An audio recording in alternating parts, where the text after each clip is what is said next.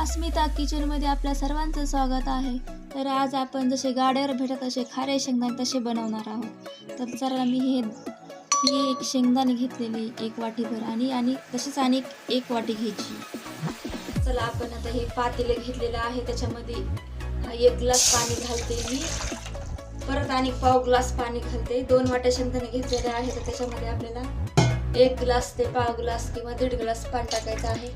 आणि आपल्याला हे शिजू घालायचे आहे. थोडेसे 5 ते 10 मिनिटात तरी ते शिजवून घ्यायचे आहेत आपल्याला ते. तर आता मी शिजू घालते. शेंगदाणे घेतलेले हे मी त्याच्यामध्ये टाकत आहे आणि त्याच्यामध्ये मी चवीनुसार मीठ घालत आहे.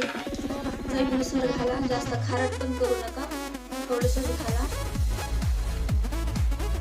आणि आपण त्याला एक प्लेट ठेवून उकडून देऊया 5 ते 10 मिनिटं. शेंगदाणे आता मस्त हे असे उकडून झालेले आहेत. तर आपण ह्याला आता खाली घेऊया आणि गाळून अशी एक चाळणीनं गाळून घेऊया त्याला. चला हे असे गाळून घेतलेले आहेत शेंगदाणे. तर असे ही चाळणीमध्ये गाळलेले आहेत. तर ही चाळणी तर थोडा वेळ ठेवूया असे. तर आपण असा सुती एक कपडा घ्यायचा आहे. हे असा सुती कपडा हातरायचा एक आणि त्याच्यावरती हे शेंगदाणे थोडेसे असे पसरवायचे. असे थोडेसे याचं पाणी थोडं शोषून घेईपर्यंत असेच राहू द्यायचे 5 ते 10 मिनिटं.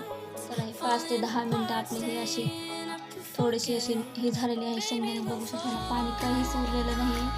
तर आता आपण हे प्लेटमध्ये काढून घेते मी. चला मी कढई ठेवलेली आहे आणि त्याच्यामध्ये मी हे मीठ घेतलेलं आहे. मी 1 वाटी मीठ घेतलेलं आहे. हे याच्यामध्ये टाकायचं आहे. परत हे मीठ हे गरम होऊ द्यायचं आहे आपल्याला. लगेच शेंगदाणे याच्यामध्ये टाकायचे नाहीत. हे गरम मंद आचेवरती होऊ द्यायचे आपल्याला. मंद आचेवरती टाकल्यानंतर आपल्याला शेंगदाणे त्याच्यामध्ये घालायचे. तर थोडा वेळ आपण गरम होऊ देऊया.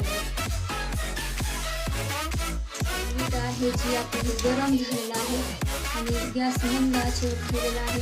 तर याच्यामध्ये आपण हे शेंगदाणे जे आहे ते टाकूया आणि हे मंद आचेवर असे थोडे थोडे असे हलवत सुकत राहायचे. असे सारखे हलवत जोपर्यंत कडक आणि खरपूस होईपर्यंत असंच ठेवायचे.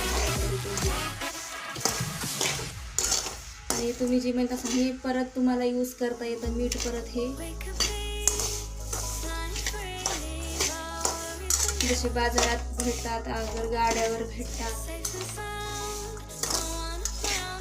तसे आपण हे शेंगदाणे बनवणार आहे. हे सारखे एकसारखं हलवत राहायचे असं. तर हे जे मीठ चिटकलेलं आहे ते जसं जसं आपण हलवत तसे कडक होतील, तसे ते बाहेर निघतं ते मीठ आणि सुटसुटीत आणि त्याला वरचा असं हे आहे ते निघून जात आणि लालसर दिसायला असं आपण भाजून घेऊया. तर आता बघा हे शेंगदाणे झालेले आहेत लालसर. बघू शकता तुम्ही. हे आता हे शेंगदाणे काढून घेऊया आपण. चला तर हे शेंगदाणे आपले तयार झाले. सध्या हे गरम आहेत. आपण हे पोळी हे थंड झाल्यावर आपल्याला खायचे आणि हे थंड झाल्यावरती बंद पॅक डब्यामध्ये ठेवायचे. हे टाकले तर हे शेंगदाण्याचं मीठ जे होतं ते परत तुम्हाला वापरू शकता. तुम्ही त्या शेंगदाणे फेकून द्यायचं नाही. हे मीठ जे उरलेलं आहे ते. तर हे आपले थंड झाल्यावर ते शेंगदाणे आपण डब्यामध्ये ठेवू. माझ्या व्हिडिओला लाईक करा, शेअर करा आणि माझ्या चॅनलला सबस्क्राईब करा. धन्यवाद.